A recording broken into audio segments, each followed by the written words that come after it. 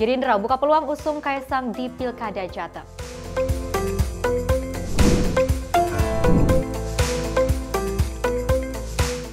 Menteri Perdagangan melepas ekspor produk kopi ke Amerika Serikat.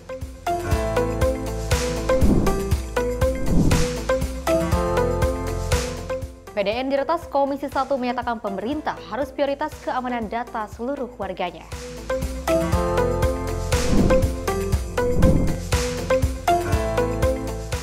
Satuan Polisi Pamong Praja membongkar tenda pengungsi WNA.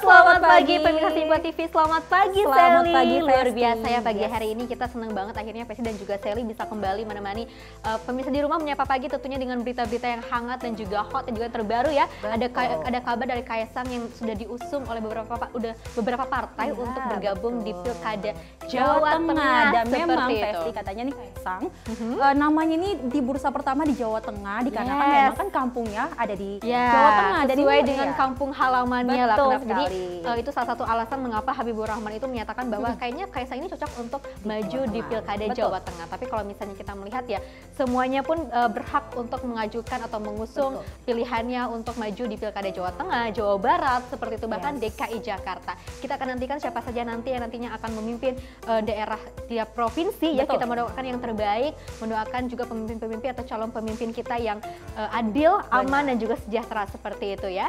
Dan ini dia Menyapa Pagi Simpo TV selengkapnya.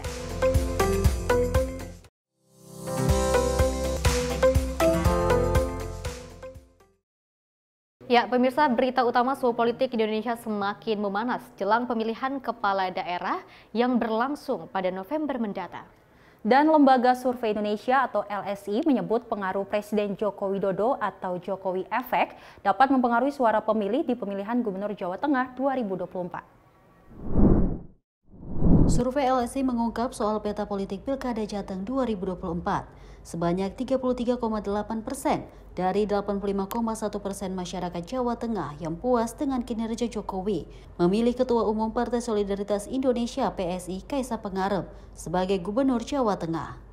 Hasil survei mencatat bahwa Kaisang Pangarep menduduki peringkat pertama dengan perolehan 25,6%. Disusul Irjen Pol Ahmad Lutfi 16,3%. Sementara Taj Yassin Maimun berada di posisi ketiga, yakni 13,4%. Dari informasi yang diperoleh, Kaisang yang merupakan putra bungsu Jokowi memiliki peluang untuk menang di gelaran pemilihan gubernur. Adapun nama Kaisang melejit dalam hasil survei Pilkada Jawa Tengah dikarenakan Kaisang Pangarep berasal dari keluarga tokoh politik. Dari Jakarta, Norma Semesta, Simpo TV melaporkan. Ya, memang kalau misalnya kita berbicara terkait dengan Jokowi Efek ya, saya dan juga pemirsa ya, banyak sekali. Misalnya kalau misalnya kita melihat kan, kalau kita lihat sebelumnya Presiden terpilih Prabowo Subianto ini kan sempat ikut sawan juga bersama Presiden Jokowi gitu kan. Apakah itu salah satu sinyal bahwa memang Prabowo Subianto ini di-endorse oleh Presiden Jokowi. Tapi kalau misalnya kita melihat pada saat itu memang silaturahmi bersama-sama aja sih sebenarnya gitu. Benar, ya. Apalagi sebelumnya kan Kaisang ini kan muncul akan maju di Pilkada Jakarta. Namun ternyata ini digadang-gadang akan masuk di Pilkada Jawa Tengah. Kita masih menunggu ya, apalagi memang katanya Jokowi Efek ini berpengaruh banget buat Kaisang maju di Pilkada Jawa Tengah nanti. Ya, kalau misalnya kita melihat juga kalau tadi kan sempat disinggung oleh Sally juga ya, kalau misalnya Kaisang ini namanya sangat melejit gitu ya, bahkan di Jakarta seperti itu kita kan melihat bahwa Kaisang ini akan berpasangan dengan Anies Baswedan seperti itu ya, akan berpasangan dengan Ridwan Kamil untuk di DKI Jakarta seperti itu. Tapi ada kabar juga bahwa Kaisang ini ternyata lebih cocok untuk maju di Pilkada Jawa Tengah. Dengan berbagai lembaga survei juga nama Kaisang ini tertinggi di semua lembaga survei seperti itu. Dan pemirsa, informasi lainnya, Wakil Ketua Umum Partai Gerindra Habibur Rahman yang meyakini elektabilitas Ketua Umum PSI Kaisang Pangarep di Jawa Tengah bisa tinggi karena kampung dari Presiden Joko Widodo. Dan berdasarkan Lembaga Survei Indonesia atau LSI, nama Kaisang Pangarep berada di peringkat 1 di Bursa Pilkada Jawa Tengah 2024. Partai Gerindra membuka peluang untuk mengusung Ketua Umum PSI Kaisang Pangarep di Pilkada Jawa Tengah 2024. Wakil Ketua Umum Partai Gerindra Habibur Rahman menyebut, Alasan pihaknya mengusung Kaisang karena Jawa Tengah merupakan kampung halaman dari Presiden Joko Widodo. Tak hanya itu, menurut Habib, keputusan mendukung Kaisang di Pilgub Jateng dikarenakan faktor keluarga besar Jokowi yang telah all out mendukung Prabowo Subianto di Pilpres kemarin. Ia mengatakan seluruh akar rumput partainya di Jawa Tengah menyambut baik bila putra bungsu Presiden Jokowi itu maju dalam pesta demokrasi di November mendatang. Namun hingga saat ini Gerindra masih menunggu apakah Kaisang bersedia maju atau tidak. Jika Kaisang sudah memberikan sinyal untuk maju di Pilgub Jateng, hal tersebut akan dibahas di internal Gerindra dan Koalisi Indonesia Maju. Bisa jadi ya, nama Mas Kaisang kan muncul di mana-mana, bagus surveinya. Di Jakarta juga sebagai cawagup, beliau muncul di konstituen kami. Di Jawa Tengah demikian juga, ya, jadi kami menunggu saja apakah yang paling penting dan pertama adalah yang bersangkutan berkenan atau tidak. Kalau ada signal yang cukup kuat, misalnya yang bersangkutan berkenan, tentu kami akan bahas di internal partai kami dan di Koalisi Indonesia Maju. Saya pikir kalau Jawa Tengah kan kampungnya Pak Jokowi besar di sana, keluarganya juga kemarin keluarga besar Pak Jokowi all out memenangkan Pak Prabowo di Jawa Tengah. Ya, jadi kalau Mas Kaisang maju, saya pikir sambutannya pasti akan luar biasa dari konstituen kami. Dari Jakarta, Sally Dava Ahmad, Sinpo TV melaporkan. Ya, masih terkait dengan Pilkada serentak 2024, ini dari Ketua Umum Partai Kebangkitan Bangsa Mohaimin Iskandar yang menyatakan PKB hingga kini optimis mengusung Ketua DPP PKB Jawa Tengah Muhammad Yusuf Kudlori alias Gus Yusuf untuk maju di Pilkada Jawa Tengah. Pernyataan itu merespon melonjaknya nama Ketua Umum PSI Kaisang Pangarep sebagai calon gubernur Jawa Tengah berdasarkan hasil survei LSI. Ketua Umum PKB Muhammad Iskandar alias Caimin menegaskan partainya tak khawatir mengusung Gus Yusuf di Pilgub Jawa Tengah lantaran hasil survei telah menunjukkan tren yang positif. Meski demikian, Caimin mengaku partainya masih membutuhkan tambahan kursi agar cukup untuk mengusung Gus Yusuf. Oleh karena itu, PKB terus menjajaki komunikasi dengan partai lain. Sampai hari ini keputusan DPP PKB dari awal mengusung Gus Yusuf sebagai calon gubernur. Tetapi kita kan butuh tambahan kursi, tidak cukup koalisi. Kita sedang berusaha sekuat tenaga agar koalisi cukup. Tapi apakah itu juga jadi pertimbangan nggak sih Gus dengan elektabilitas tinggi atau sebenarnya semua bisa dikejar? Gus Yusuf tinggi sekali. Gus Yusuf tinggi sekali hasil survei kita bahkan mengalahkan yang lain per hari ini. Tapi dibilang faktor Jokowi itu cukup kuat di Jawa Tengah itu cukup menjadi kekhawatiran nggak bagi PKB untuk nanti malah dikalahkan gitu Gus, calon yang didukung oleh Jokowi? Iya, yang penting kita sekarang sedang berusaha sekuat tenaga ngumpulin syarat 20%. Sebelumnya, LSI merilis sejumlah nama potensial yang masuk dalam bursa calon gubernur Jawa Tengah pada Pilkada 2024. Dalam hasil survei LSI, nama Kaisang Pangarep berada di posisi unggul, disusul nama Kapolda Jawa Tengah Irjen Pol Ahmad Lutfi. Dari Jakarta, Sri Dewi Andayani, Dava Rizkiano, Sinpo TV melaporkan.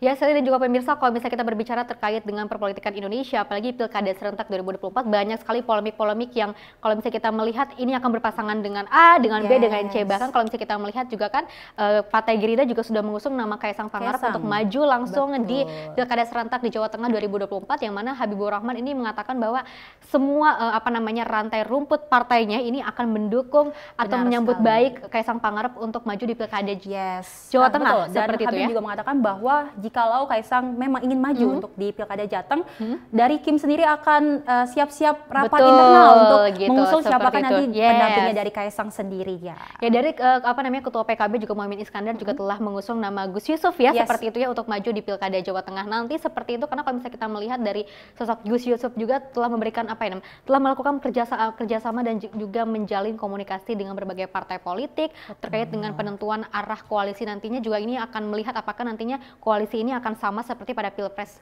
yang tahun lalu atau misalkan Pilpres sebelumnya, atau mungkin ini akan ada perubahan. Inilah namanya dinamika politik. Tadinya ada Diko dan Raffi, ini muncul lagi Kaisang, dan ini muncul lagi Gus Yusuf. Betul sekali.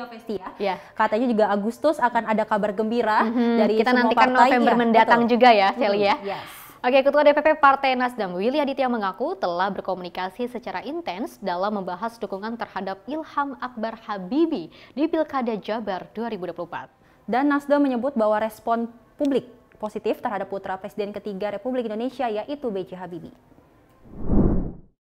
Ketua DPP Partai Nasdem Willy Aditya mengatakan elektabilitas Ilham Akbar Habibie di Jawa Barat terus mengalami kenaikan menjelang pilkada. Willy mengibaratkan kenaikan elektabilitas itu seperti meteor dan dapat menjadi modal untuk bertarung di Pilgub nantinya. Sementara itu Partai Nasdem masih membahas terkait siapakah yang akan menjadi cawagup pendamping dari Ilham Akbar Habibie. Namun Partai Nasdem terus membuka komunikasi dan peluang berkoalisi dengan partai lain. Kita akan komunikasi ya dengan beberapa partai lain juga kita komunikasi, tapi setidak-tidaknya dengan PKB juga komunikasi. Ini ya ada sebuah mutiara yang bagus gitu ya, yang kita tawarkan. Nah, kenapa ini ya sekarang teman-teman bisa lihat bagaimana kenaikan signifikan dari Pak Ilham di Jawa Barat, seperti meteor. Naiknya signifikan, ini belum sebulan ya, tapi kenaikannya sangat signifikan. Artinya apa? Respon publik positif dan progresif. Tidak hanya positif tapi juga progresif. Tentu ini menjadi modal yang sangat kuat bagi Pak Ilham sendiri di dalam kontestasi pilkada di November nanti. Diketahui Nasdem memang telah resmi memberi surat rekomendasi ke Ilham dan masih membutuhkan dukungan dari partai lain. Lantaran kursi Nasdem di DPRD Jawa Barat belum cukup untuk mengusung kandidat sendiri. Dari Jakarta, Tim Liputan Sinpo TV melaporkan. Masih pilkada serentak, jelang pilkada serentak yang akan digelar pada November mendatang, sejumlah partai politik tengah menyusun strategi untuk memajukan kader terbaiknya. Dan salah satunya Partai Amanat Nasional yang menyatakan bakal mendorong kader terbaiknya, yakni Bima Arya dan Desi Ratnasari untuk maju di Pilgub Jawa Barat 2024. Kalau kita memang menghitungnya, kalau untuk Jawa Barat ya khusus, ya kader kita punya potensi. Artinya bahwa kita menyebut kader lain ya mungkin saja di dalam anunya. Tetapi bagi kita yang pertama sekarang adalah kita punya Bima Arya dan dia wali kota 2 periode berhasil. Kemudian kita juga punya nama besar Desi Ratnasari sebagai ketua DPW, anggota DPR sudah 3 periode. Itu yang sekarang lagi kita gadang.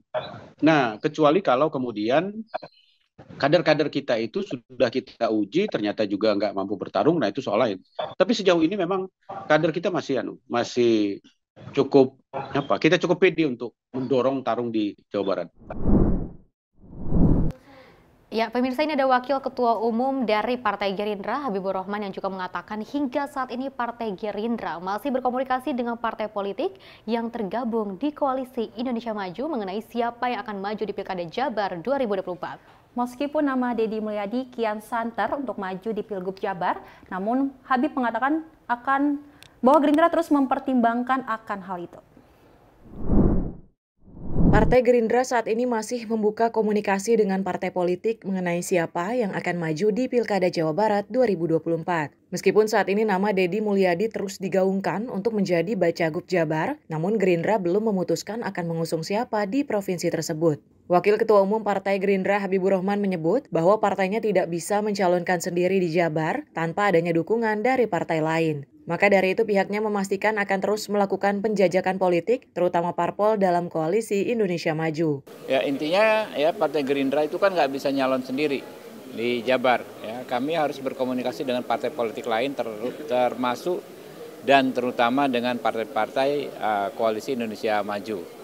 Menjelang Pilkada Serentak 2024, mantan Bupati Purwakarta Deddy Mulyadi banyak mendapat dukungan dari berbagai kalangan masyarakat hingga sejumlah partai untuk mencalonkan diri sebagai Gubernur Jawa Barat mendatang. Dari Jakarta, Sally Dava Ahmad, Sinpo TV melaporkan.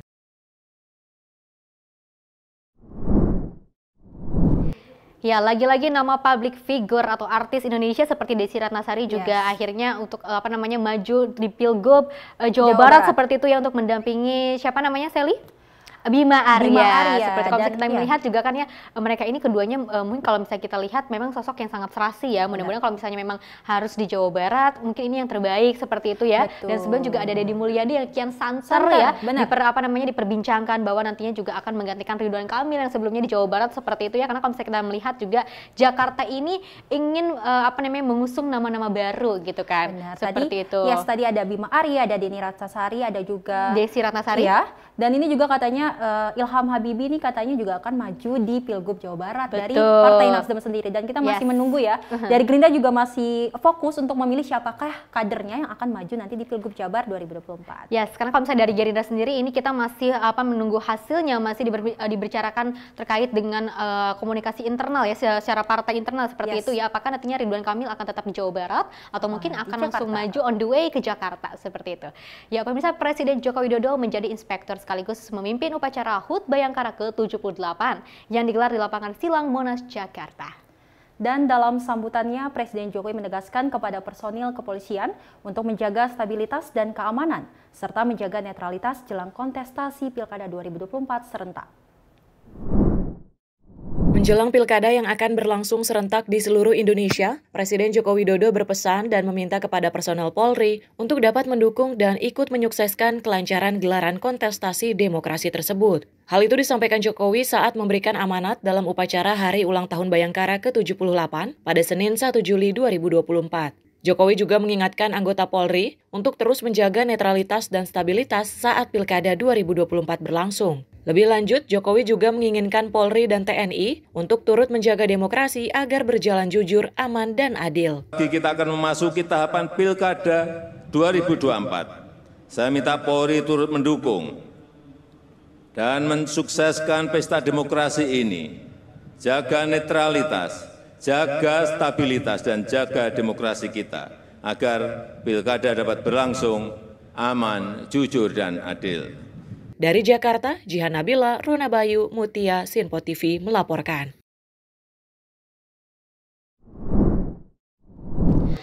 Kemarin kan kita baru saja merayakan HUT Bayangkara yang ke-78, di mana instansi Polri ini sedang berbondong-bondong ke Silang Monas untuk melakukan upacara dan juga perayaan bersama ya. Tapi kalau misalnya kita melihat ya, banyak sekali Polri atau misalnya anggota Polri ini kan merayakan bersama di Monas ya. Maka dari itu kita kalau misalnya kita melihat di jalanan nih Sally dan juga pemirsa ya, jalanan jadi macet gitu. Ternyata kita juga masih membutuhkan loh instansi Polri loh. Jadi jangan menyepelekan seperti itu. Dan kita berharap ya ini jelang pilkada dari Polri sendiri bisa netral, menjaga keamanan agar pilkada serentak nanti berjalan dengan baik pastinya. Dengan baik, dengan aman, dengan adil yang ya. belum mungkin terselesaikan dari Polri sendiri bisa menyelesaikan dengan sebaik-baiknya juga. Betul, dan harapan kami semua ya, ini juga dari Polri sendiri bisa memberikan yang terbaik, bisa juga adil dan juga aman, damai dan tentram ya seperti itu ya. Apalagi kalau misalnya kita melihat juga kan dunia politik ini masih sangat gencar-gencarnya gitu kan ya.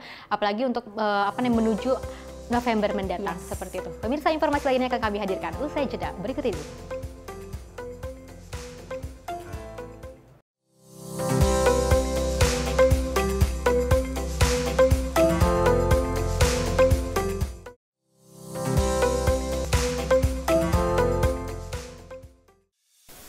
Apa kabar pemirsa? Senang sekali saya Sally Siregar dapat menjumpai Anda dalam Simpo Dunia Sepekan. Kami temani akhir pekan Anda bersama sanak saudara dan keluarga tercinta. Dengan sajian informasi yang unik dan menarik dari berbagai negara. Pastinya kami akan memberikan berita yang unik dan menarik yang kami rangkum dalam Simpo Dunia Sepekan. Jangan lewatkan Simpo Dunia Sepekan setiap Sabtu dan Minggu hanya di Sinpo TV. Salam jumpa pemirsa, kami kembali hadir dengan rangkaian informasi yang dihimpun dari berbagai penjuru dunia. Kami hadirkan rangkuman informasi terkini dari seluruh penjuru dunia hanya untuk Anda. Informasi paling penting dan sajian berita menarik kami sajikan hanya di Sinpo Dunia. Bersama saya Sally Siregar, inilah Simpo Dunia selengkapnya. Jangan lewatkan Sinpo Dunia setiap Senin hingga Jumat di Sinpo TV. Salam jumpa pemirsa, Anda menyaksikan Sinpo Sepekan bersama saya Syam Hakung. Beragam informasi selama sepekan kami sajikan untuk Anda. Rangkuman berita yang menjadi sorotan media massa siap menemani akhir pekan Anda bersama keluarga tercinta. Bersama saya Syem Hakung, kita jelang informasi selengkapnya untuk Anda. Kami hadirkan Sinpo Sepekan setiap minggu pukul 6 pagi hanya di Sinpo TV.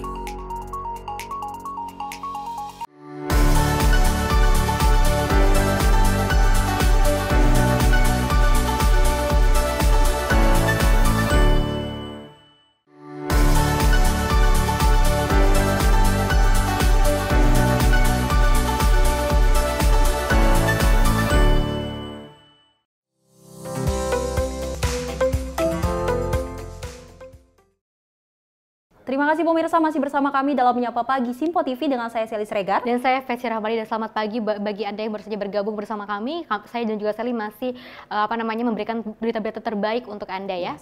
Dan pemirsa, ada Wakil Presiden Ma'ruf Amin menerima kunjungan kehormatan Menteri Pelayanan Publik dan Inovasi Sosial Azerbaijan pada Senin 1 Juli 2024. Dan Wapres menyampaikan bahwa penghargaan dan terima kasihnya kepada Azerbaijan karena pelayanannya publik yang ada di Indonesia dikembangkan karena terinspirasi dari Azerbaijan.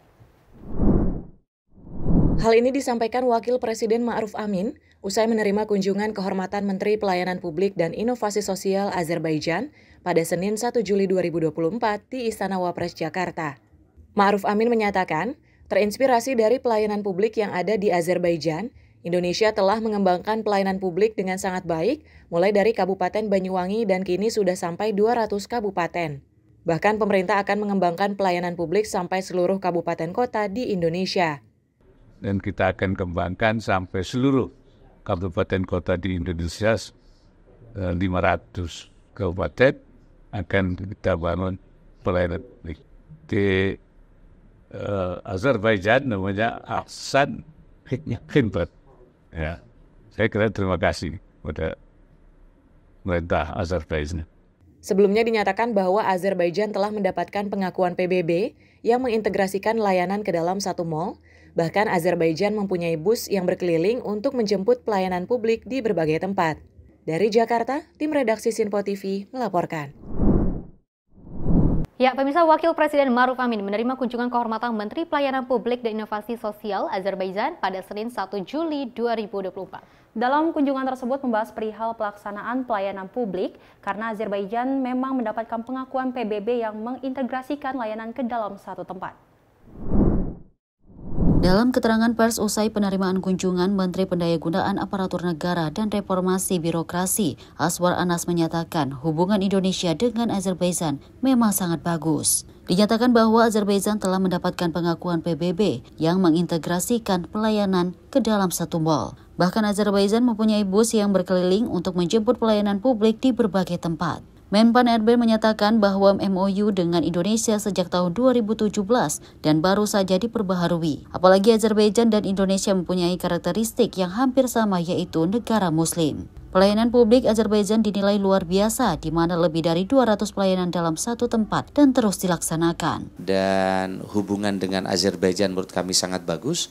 Sejak kami jadi Bupati 2014, kami telah datang ke Azerbaijan dan kami replikasi di Banyuwangi, dan sekarang pemerintah mereplikasi berbagai layanan. Meskipun mall pelayanan publik sekarang bergerak ke satu level lagi, ada mall pelayanan publik digital. Dari Jakarta, tim redaksi Sinpo TV melaporkan. Ya, saya dan juga pemirsa, kalau misalnya kita melihat tadi ya Wakil Presiden Ma'ruf Amin dan juga bertemu dengan Menteri Pelayanan Publik, seperti itu ada Azerbaijan juga di sana juga membahas untuk menjalin kerjasama dengan negara tersebut seperti itu ya, untuk membahas sekitar beberapa kerjasama bentuk di bidang apapun seperti itu ya. Salah satunya adalah teknologi dan juga pelayanan publik. Karena kalau misalnya kita melihat dengan pelayanan publik di sana juga kan sangat bagus, dan mudah-mudahan ini bisa diterapkan juga di Indonesia seperti itu. Betul sekali. Beralih ke informasi lainnya, pemirsa, ada Menteri Pendayagunaan Aparatur Negara dan Reformasi Birokrasi Abdullah Azwar Anas meninjau pelayanan di Mall Pelayanan Publik Kabupaten Jombang, Jawa Timur. Dan dalam kunjungannya, Menpan RB mendorong penguatan layanan digital dan jemput bola.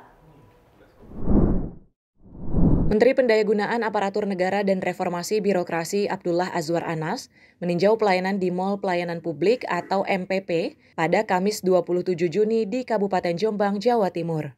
MPP Kabupaten Jombang yang diresmikan pada 24 Juni 2024 lalu melayani 52 jenis layanan dari 11 instansi. Dalam kesempatan itu, Menpan RB mendorong penguatan layanan digital dan jemput bola. Lebih lanjut, Menteri Pan-RB menegaskan prinsipnya adalah integrasi layanan, sehingga masyarakat ke depannya tidak perlu mengurus satu persatu, melainkan cukup di satu tempat untuk menyelesaikan persoalannya dalam bentuk fisik. Jadi harapan saya fungsinya ini optimal, termasuk kalau perlu ada jemput bola, ada pengantaran layanan yang diperlukan oleh masyarakat. Cuma saya bilang di situ perlu ada kotak saran sebagai feedback, karena dengan feedback dari masyarakat kita bisa berbagi. Saat ini pemerintah tengah mendorong pelayanan publik dalam bentuk digital, namanya Mall Pelayanan Publik Digital. Harapannya dengan adanya pelayanan digital, masyarakat tidak perlu datang karena layanan sudah terintegrasi. Dari Jakarta, tim redaksi Sinpo TV melaporkan. Ya kalau kita misalnya melihat ya tadi Wapres juga yang bertemu dengan Azerbaijan yang untuk menjalin kerjasama di berbagai bidang, salah satunya ada teknologi dan juga pelayanan publik. Tapi juga tidak hanya itu, tapi juga kita akan bekerjasama dan juga untuk membahas seputar ekonomi kedua negara tersebut. Betul. Seperti dan itu ya. Dan berharap ya layanan digital kita ke publik itu bisa lebih baik lagi seperti Azerbaijan ya, yang memang itu sebagai role model para negara untuk meningkatkan layanan publik. Yes, langsung dijemputlah bolanya seperti itu di Indonesia ya. Betul. Dan pemirsa, Menteri Perdagangan Zulkifli Hasan juga melepas 10 kontainer produk kopi ke Amerika Serikat. Dan nilai ekspor tersebut senilai 1,48 juta dolar Amerika Serikat. Menteri Perdagangan Zulkifli Hasan melepas 10 kontainer produk kopi PT Ujang Jaya Internasional ke Amerika Serikat di Kabupaten Deli Serdang, Sumatera Utara pada Senin 1 Juli 2024. Ekspor tersebut bernilai 1,48 juta dolar Amerika Serikat. Zulkifli mengapresiasi PT Ujang Jaya Internasional yang terus aktif memanfaatkan peluang dan diversifikasi pasar ekspor. Dalam kesempatan itu, Mendak pun berpesan untuk menjaga kualitas produk, diantaranya melalui pembinaan petani, sehingga bisa mempunyai kemampuan yang lengkap. Memang tadi pesan saya, tolong kualitasnya, dibina petani dengan baik. Karena kalau petani tidak dibina, ya, tidak dibantu, tentu mereka tidak memiliki kemampuan yang lengkap bagaimana mengelola pertanian dengan baik, ya, cara memetik, cara mengeringkan, cara mengolah, bibit yang bagus, permodalan, dan lain-lain. Lebih lanjut, Mendak meminta pengusaha di Sumatera Utara untuk ikut Trade Expo karena seluruh buyer dari seluruh Indonesia akan datang, sehingga bisa menjadi langkah untuk memperkuat ekspor Indonesia. Dari Jakarta, tim redaksi Sinpo TV melaporkan. Kalau kita bisa berbicara tentang ekspor impor di Indonesia seperti itu, apalagi kalau misalnya kita lihat juga kan barang-barang ataupun kekayaan alam, terus juga apa namanya makanan di Indonesia ya. Kalau misalnya kita berbicara tentang mendunia, ini sebelumnya kan ini kan ada kopi ya, tapi sebelumnya ada durian yang sudah mancanegara di mana-mana sudah diekspor gitu kan ya, sudah berjuta-juta yang minat dengan durian kita gitu kan ya, durian montong apalagi itu enak banget kayaknya ya. Dan ini juga ada kopi yang sudah diekspor hingga 1,48 juta. Dan ini versi dan pemirsa bisa menaikkan sektor pertanian di perkopian. Jadi memang petani di Indonesia bisa sejahtera lagi hidupnya, ekonominya juga meningkat, dan ini faktor yang terbaik untuk Indonesia mendatang pastinya. Kita tentunya dengan apa namanya sebagai anak bangsa Indonesia juga turut bangga seperti itu. Yang mudah-mudahan tidak hanya dari makanan saja ataupun tumbuh-tumbuhan yang ada di Indonesia yang untuk bisa mancanegara seperti itu, tapi juga dari dunia fashion gitu kan ya. Juga batik-batik Indonesia, khas-khas Indonesia lainnya juga kita doakan bisa terus mendunia seperti itu. Pemirsa, informasi lainnya akan kami hadirkan setelah Sinpo International News Report.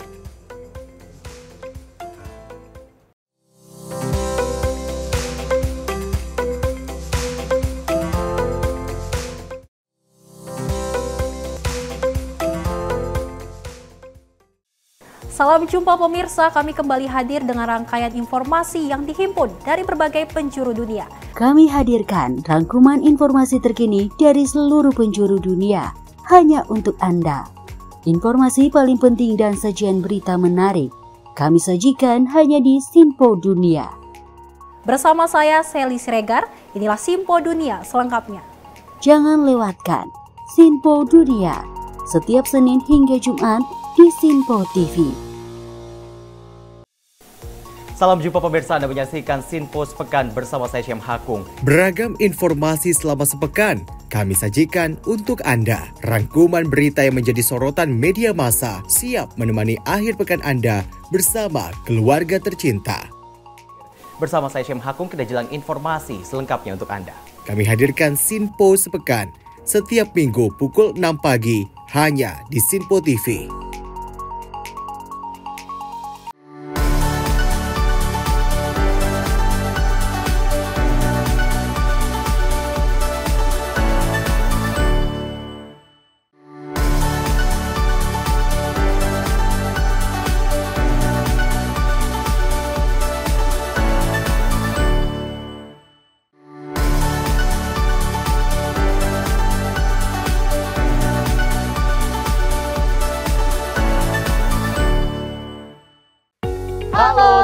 jumpa pemirsa, senang sekali kita kembali hadir menjumpai Anda dalam Menyapa Malam ini. Rangkuman informasi berkualitas siap temani Anda di malam hari. Sajian berita teraktual yang menjadi pembicaraan kami hadirkan ke layar kaca.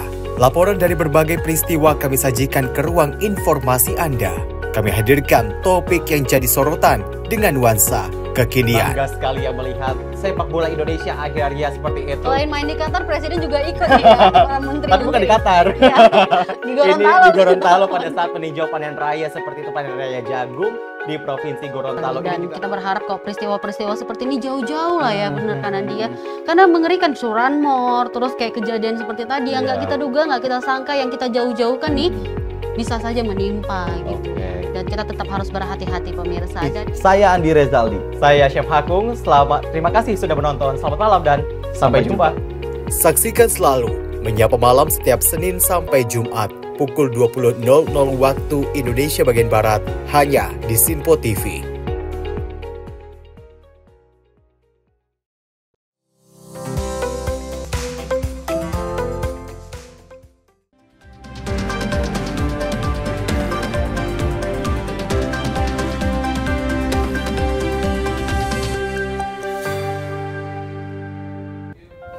Good morning, 6:30 in Jakarta, 7:30 in Tokyo, and 8:30 in Sydney.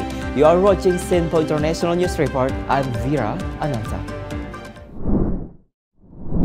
Hong Kong raised the flag to celebrate the 27th anniversary of the return to Hong Kong to bosom of China celebration were held at Golden Bohina Square in Hong Kong on Monday, July 1st, 2024.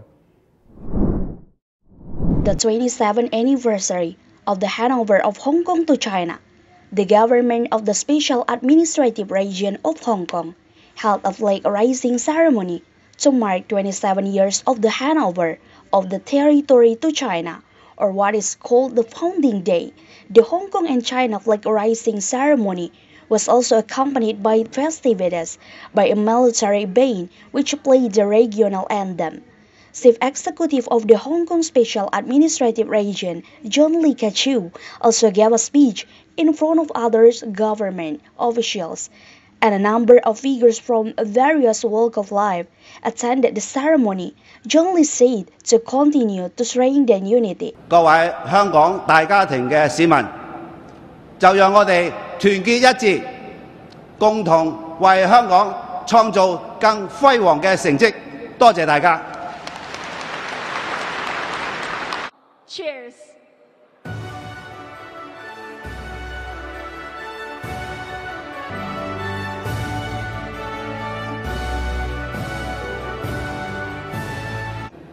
香港呢個大家庭好快就迎來兩位新成員，一對大熊貓。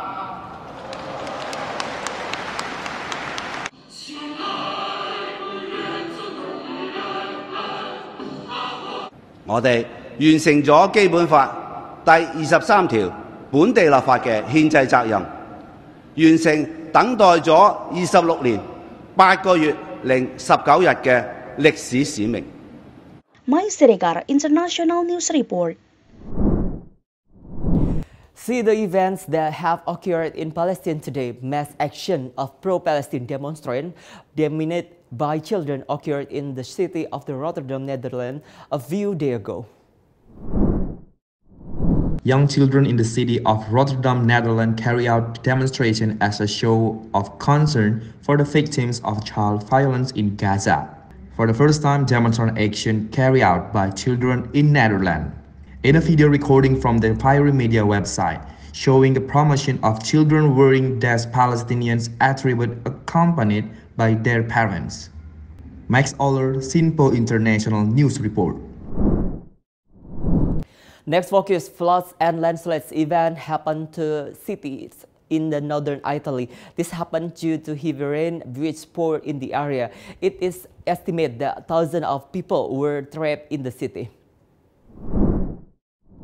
The Russian Ministry of Defense announced that it had controlled 2 areas in the village of Novokovskoye last Monday. This was done in order to expand the Russian military base in the Ukrainian territory. The aggression launched by Russia solely to benefit the Red Bear country from a geographical site.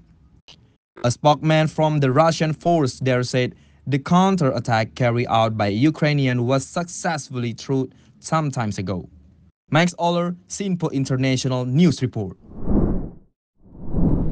Russian Defense Ministry representative claimed on Monday that country troops had taken control over the village in Kharkov region.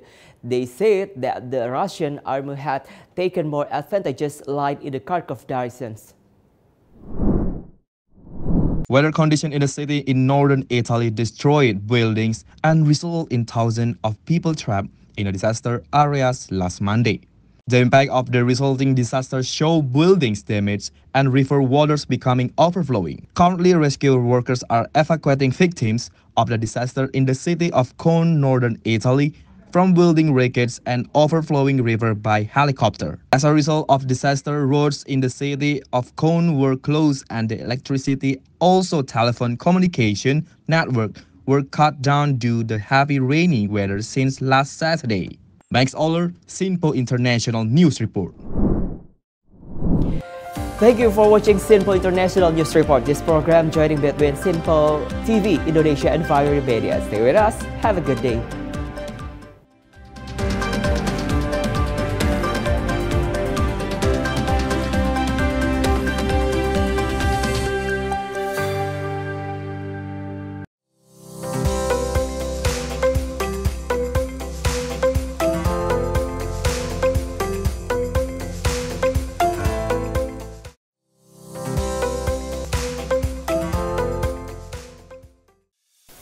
Apa kabar pemirsa? Senang sekali saya Sally Siregar dapat menjumpai Anda dalam Sinpo Dunia Sepekan. Kami temani akhir pekan Anda bersama sanak saudara dan keluarga tercinta. Dengan sajian informasi yang unik dan menarik dari berbagai negara. Pastinya kami akan memberikan berita yang unik dan menarik yang kami rangkum dalam Sinpo Dunia Sepekan. Jangan lewatkan Sinpo Dunia Sepekan setiap Sabtu dan Minggu hanya di Sinpo TV. Salam jumpa pemirsa, kami kembali hadir dengan rangkaian informasi yang dihimpun dari berbagai penjuru dunia. Kami hadirkan rangkuman informasi terkini dari seluruh penjuru dunia hanya untuk Anda. Informasi paling penting dan sajian berita menarik kami sajikan hanya di Sinpo Dunia.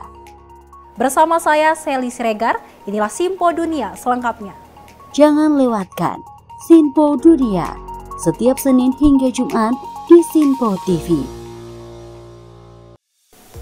Salam jumpa pemirsa, Anda menyaksikan Sinpo Sepekan bersama saya Syam Hakung. Beragam informasi selama sepekan kami sajikan untuk Anda. Rangkuman berita yang menjadi sorotan media massa siap menemani akhir pekan Anda bersama keluarga tercinta. Bersama saya Syam Hakung, kita jelang informasi selengkapnya untuk Anda.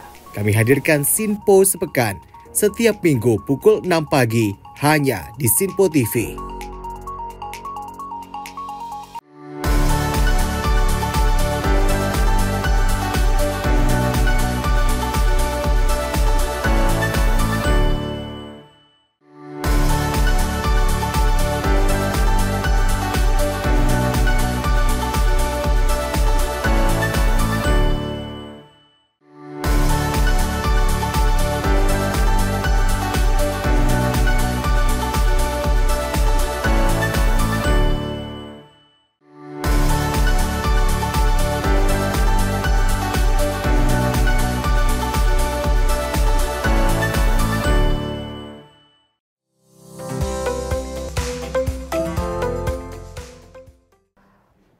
Masih bersama kami pemirsa dalam Sinpo Menyapa Pagi di Sinpo TV. Kenapa Sally semangat banget kayaknya ya, banyak sekali yang bikin kamu distract kayaknya pada pagi hari ini ya. Karena kalau misalnya kita melihat ya kru-kru kita juga di sini sangat semangat banget loh. Dari jam 3 pagi sudah standby di sini gitu kan ya. Dan selamat pagi bagi Anda yang baru saja bergabung. Kita doakan mudah-mudahan Anda dimanapun berada dalam kondisi yang sangat sehat walafiat dan juga ceria seperti kita berdua ya. Betul dong. Pemirsa, ini ada informasi juga tentang Ketua MKD DPR RI Adang Darajatun yang mengungkapkan terdapat 2 orang anggota DPR RI dan 58 staf di lingkungan DPR RI yang diduga bermain judi online. Dan Adang menjelaskan bahwa perputaran uang dari hasil judi online tersebut diduga hampir mencapai 2 miliar rupiah. Ya ampun. Mahkamah Kehormatan Dewan DPR RI menyatakan anggota DPR RI yang terlibat bermain judi online hanya terdapat 2 orang. Tak hanya itu, dalam laporan tersebut, MKD juga menjelaskan sebanyak 58 karyawan yang bekerja di gedung DPR RI turut dilaporkan ke MKD. Laporan itu disampaikan oleh Menko Polhukam selaku Ketua Satgas Judi Online melalui surat resmi ke MKD DPR RI pada Selasa 2 Juli 2024. Hari ini kita mendapatkan surat resmi dari Menko Polhukam sebagai Ketua Satgas Judi Online ya. Jadi ternyata setelah surat resmi itu kita pelajari, memang ada 2 anggota Dewan Perwakilan Rakyat yang dilaporkan bermain judi. Terduga dan sejumlah karyawan daripada DPR RI itu sekitar 58. Jadi sementara ini apa yang disampaikan tadi oleh Pak Habib ya masih terduga. Oleh karena itu kita akan mendalami dari 2 anggota DPR tersebut yang memang dilaporkan secara resmi pada pagi hari ini. Ada pertanyaan? Artinya Pak, kemarin kan dugaan ini 1000, memang 1000 ini bukan cuma DPR RI ya, juga legislatif daerah juga. Jadi gini bos, kan ini di keterangannya yang tadi yang karyawan berapa Pak? 58. Tertulisnya tempat bekerja DPR RI. Bukan DPR RI. Belum tentu anggota DPR RI.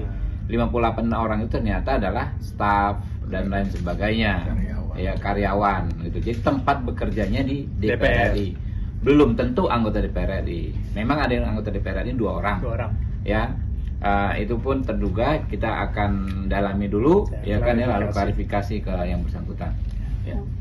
Jadi penegasannya gitu ya. Jadi 2 anggota dewan memang betul dilaporkan, kita akan klarifikasi dulu ya. Kapan Pak klarifikasi? Ya secepatnya lah, tenang aja. Ya. Pasti kita lakukan sih. Tadi yang disampaikan Pak Habib bahwa itu adalah orang yang bekerja di DPR. Bukan anggota ya. 58 ada angka 82. Jadi ingat aja cuma 2 anggota DPR, 58 yang bekerja di gedung DPR. Sebelumnya, Pusat Pelaporan dan Analisis Transaksi Keuangan menemukan lebih dari 1.000 anggota DPR dan DPRD terlibat dalam permainan judi online. Dalam temuan itu, PPATK menyebut ada 63.000 lebih transaksi judi online yang dilakukan anggota DPR dan DPRD. Dari Jakarta, Sri Dewi Andayani, Rona Bayo, Sinpo TV melaporkan. Ya, pemirsa, peretasan Pusat Data Nasional atau PDN juga berdampak pada kebocoran data dan dipengaruhi oleh melemahnya sistem keamanan di dunia digitalisasi cyber. Dan anggota Komisi 1 DPR RI, Dev Laksono, mengatakan hal ini seharusnya menjadi prioritas pemerintah agar dapat menjaga sistem keamanan digitalisasi cyber di Indonesia. Melemahnya sistem keamanan di dunia digitalisasi cyber hingga Pusat Data Nasional atau PDN mengalami kebocoran data. Anggota Komisi 1 DPR RI, Dev Laksono, mengatakan bahwa pemerintah harus memprioritaskan sistem keamanan digitalisasi cyber dan segera dapat merampungkan perbaikan terhadap kebocoran data PDN. Dev menyebut akan mendorong sistem digitalisasi di dunia ekonomi yang telah dijalankan oleh Presiden Joko Widodo agar dapat memberikan kenyamanan dan jaminan hukum di dalam dunia cyber. Lebih lanjut, dirinya menuturkan hal ini dilakukan agar pemerintah selanjutnya mampu menargetkan keamanan teknologi, terlebih yang telah disempurnakan oleh Presiden Jokowi. Kebocoran data berbarengan dengan dihacknya PDN kita atau PDNS kita, lalu juga dengan maraknya judi online, ini menunjukkan bahwa masih banyak kelemahan-kelemahan di dalam dunia digitalisasi, khususnya yang berkaitan dengan kedaulatan dunia cyber kita. Ini bukan hanya menjadi catatan, akan tapi harus menjadi prioritas dari pemerintah, ya, khususnya di Kementerian Teknis terkait, untuk benar-benar menyelesaikan, merampungkan, baik dari sisi aturannya, sisi programnya, dan juga pembangunan akan konsep besarnya dari digitalisasi kita. Nah, di sini kita tuntut agar konsep yang pemerintah jalankan benar-benar berjalan dengan baik, karena mengingat salah satu program mercusuar dari Presiden Jokowi adalah PDN kita. Lalu ditambah kita mendorong untuk digitalisasi dunia ekonomi kita, transformasi di dunia ekonomi kita untuk menuju Internet of Things. Nah, bila mana tidak diberikan kenyamanan, ketenangan, kepastian akan jaringan dan juga jaminan hukum daripada dunia cyber kita, ini akan menghambat progres-progres yang Presiden telah mulai.